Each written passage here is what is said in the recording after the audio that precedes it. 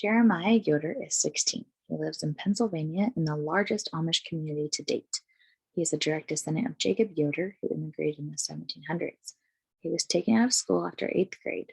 He works on his family farm, and this is his little brother, and he has leukemia, and they cannot afford treatment right now. During the Protestant Reformation, a radical movement led by Jacob Ammon led to the branch off of the Amish. The Amish families migrated to the US from either Switzerland or Germany in the early 1700s because of this religious persecution. They wanted religious freedom, so they left and came to America. In 1749, the first well-known Amish bishop, Jacob Hertzler, settled in Philadelphia, Pennsylvania, which would lead to it having the biggest Amish population today. Pennsylvania brought religious freedom and lots of open land to farm. More Amish people were pulled to America in the 1800s as they saw these fresh starts of freedom in land. In 2021, the estimated Amish population in the US is 361,635. The Amish currently reside in 31 states, with Pennsylvania having the highest amount at about 82,000. Pennsylvania has the largest settlement in Lancaster County, and there are over 200 districts with about 20 to 40 families per district. In 1972, the Supreme Court held a case versus Wisconsin because the Amish were taking their kids out of school after 8th grade. The ruling was that Wisconsin's compulsory school attendance law was unconstitutional because it violated their First Amendment right to free exercise of religion. So now they have the right to homeschool their children.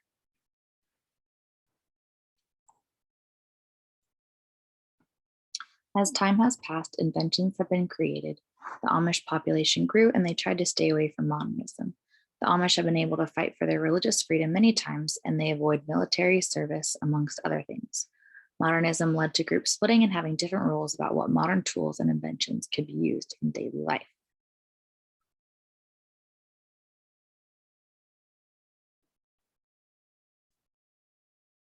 As time has passed, the Amish have had acculturation challenges.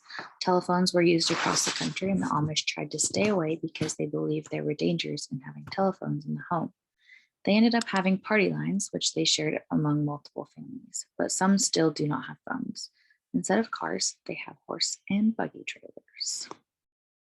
Have you ever noticed there are not many pictures of the Amish? The term picture is actually a word they refrain from using as it implies participating in modernism. Medical images are acceptable, but healthcare professionals need to be aware that they cannot call x-rays or any images pictures. In the medical field, it is important that permission is granted for medical imaging.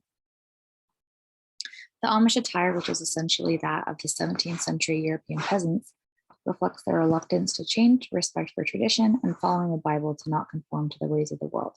When women are being examined, healthcare professionals should allow them to wear their cap as allows and keep them covered as much as possible. English is actually Amish's second language after Pennsylvania Dutch. The majority of the Amish get taken out of school after the 8th grade, so their English can be pretty limited. It is important that healthcare professionals have a translator and use very simple terms so that the Amish can understand their health, as they are already unfamiliar with how everything works in the modernized world. The Amish believe health is a gift from God and sin causes illness.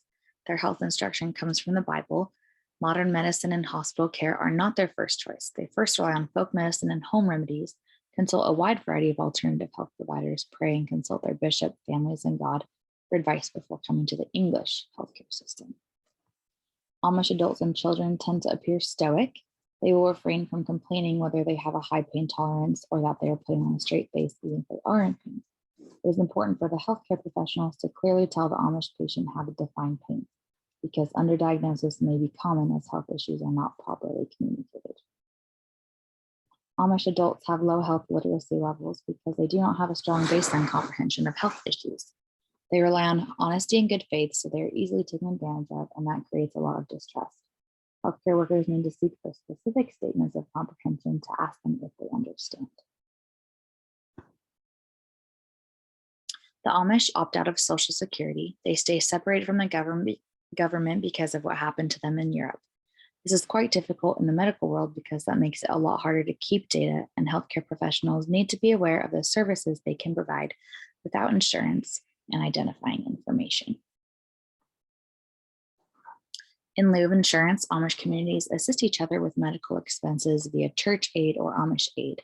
They pool together their funds to be able to help a community member get the medical service they need, because the Amish believe in quality of life versus longevity, so they generally will not pay for aggressive end-of-life intensive care.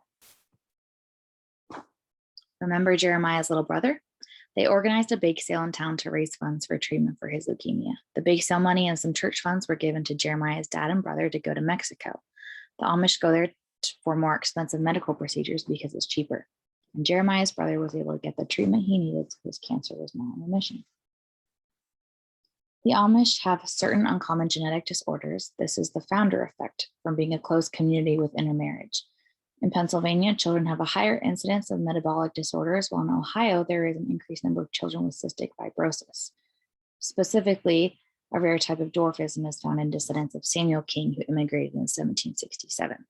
The Ellis-Van-Creveld syndrome is a rare genetic disorder characterized by short limbs, and healthcare professionals need to understand that it is risky to generalize about the Amish, but these predispositions are important to know because they can make them more aware about certain signs and symptoms when they make health connections to genealogy.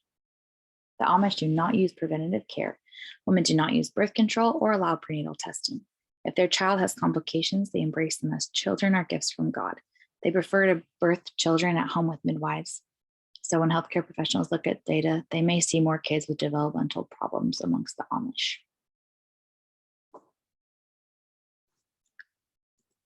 The Amish American population is one of the fastest growing populations, doubling every 20 years.